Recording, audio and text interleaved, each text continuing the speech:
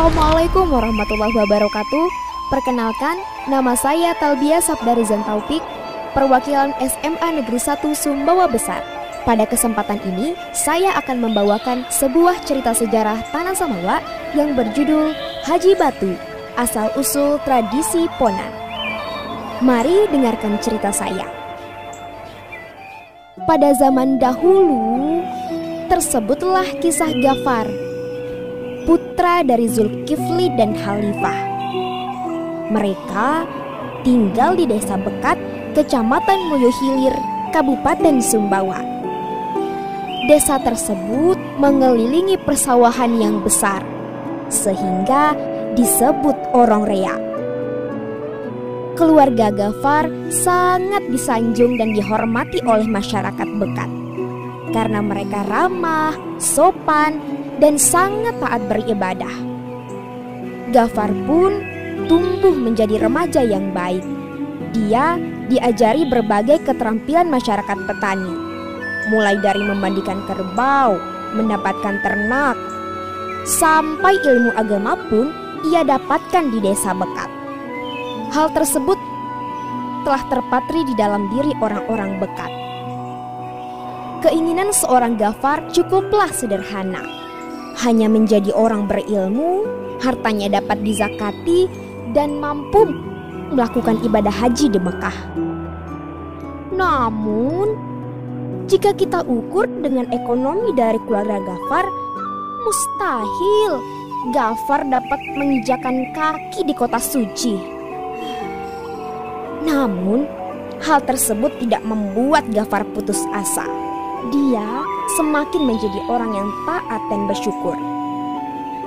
Pada suatu hari, tibalah pada musim tanam. Gafar sangat gembira dan bergairah. Ia pun mulai mempersiapkan ternaknya. Kemudian, ia mulai menanam benih di sawah tersebut. Namun, nasib sial terjadi pada Gafar. Kerbau-kerbaunya tidak mau nurut dengan Gafar. Tiba-tiba, brak!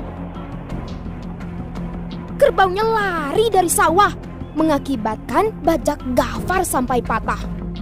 Kemudian, Gafar pun berlari mengejar kerbaunya.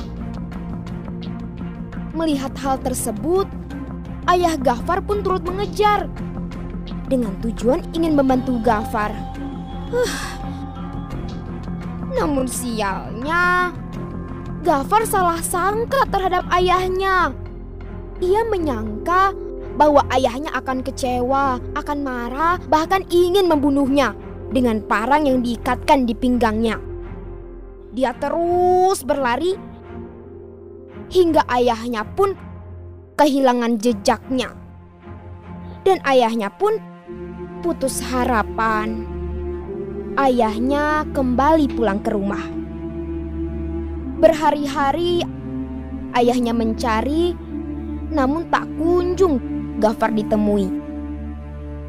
Pada akhirnya, keluarga dan masyarakat di Bekat mempercayai dan menyepakati bahwa Gafar menceburkan diri ke laut dan meninggal dunia.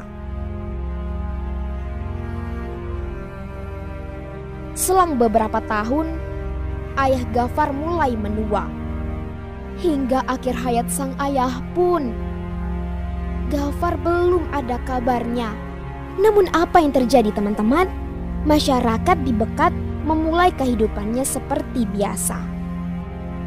Tibalah musim kepulangan jamaah haji dari Mekah. Kemudian Haji Karim menyempatkan diri untuk mampir ke Bekat. Ia membawa berita yang mengejutkan.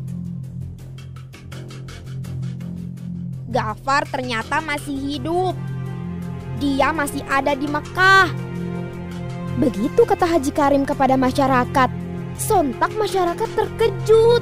Mana mungkin orang yang telah hilang bertahun-tahun akan kembali dan masih hidup di kota Mekah. Namun masyarakat berharap bahwa hal tersebut benar-benar adanya. Kemudian, pada suatu hari, datanglah sosok asing berjubah putih dengan bersorban lengkap dengan jinjingannya. Ia masuk ke dalam rumah Ghaffar. Ketika dia berucap salam, "Assalamualaikum." Sontak, kerabat yang berada di rumah tersebut terkejut karena sosok asing itu sangat mirip dengan Ghaffar. Semuanya histeris menjabati tangan sosok Ghaffar tersebut. Kemudian, ketika keadaan telah tenang, sosok yang dikira adalah Ghaffar itu menceritakan apa yang sebenarnya telah terjadi. "Saya sebenarnya adalah memang Ghaffar, putra dari Zulkifli dan Khalifah. Ketika kerbau saya lari, saya berlari hingga sampai ke Tanjung menangis. Anehnya, saya tidak merasa lelah akan hal itu. Kemudian, saya menceburkan diri ke laut. Hingga di laut, saya melihat adanya sampan yang berisi paku-pakuan dan pasak. Sehingga saya naik ke atas sampan itu. Angin malam membawa saya sampai ke daratan. Saya dibuat terkejut dengan sebuah pohon raksasa yang ternyata itu adalah seekor burung yang sangat besar. Kemudian karena penasaran, saya membuat tangga dari paku-pakuan dan pasak yang ada di sampan. Kemudian saya menaikinya dan saya tiba di sayap burung raksasa itu. Alangkah terkejutnya saya, ternyata burung tersebut membawa saya terbang sangat tinggi hingga sampai ke tanah suci berkat rahmat dari Allah Subhanahu wa Ta'ala. Kemudian di tanah suci, saya bertemu dengan orang yang melaporkan saya kepada Raja Saudi. Sehingga di sana saya diajari berbagai ilmu agama. Kemudian saya dijadikan sebagai petugas kebersihan di Masjidil Haram. Kalian bisa memanggil saya dengan sebutan Haji Batu sebagai bukti perjalanan saya sampai ke kota suci Mekah. Setelah kepulangan Haji Batu dari Mekah, beliau menyiarkan agama Islam dan berbagai ilmu yang ia dapatkan di kota suci Mekah. Ia sangat khawatir adanya perpecahan antara masyarakat di Bekat, karena beliau melihat banyak masyarakat yang membangun rumah di Desa Malili, Desa Putu, dan Desa Lengas. Menjelang akhir hayatnya, Haji Batu berwasiat kepada seluruh masyarakat Bekat untuk menjaga tali silaturahmi. Kemudian ketika meninggal, beliau ingin dimakamkan di dekat pohon manggapo, salah satu jenis mangga yang sering tumbuh di tanah Desa Bekat. Kemudian ketika orang bertanya, "Di manakah makam Haji Batu?" Maka masyarakat setempat akan menjawab, "Di dekat pohon manggapo nan," yang artinya di dekat pohon mangga itu.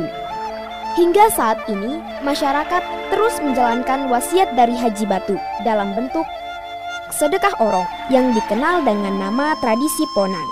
Dalam tradisi Ponan, masyarakat akan membuat makanan yang serupa dari hasil bumi. Hal tersebut merupakan wujud dari masyarakat untuk selalu mengingat bersedekah dan bersyukur kepada Tuhan Yang Maha Esa. Sehingga tradisi Ponan sudah patut kita lestarikan sebagai kekayaan kebudayaan bangsa Indonesia. Sekian yang dapat saya sampaikan. Wabillahi taufiq wal hidayah. Wassalamualaikum warahmatullahi wabarakatuh.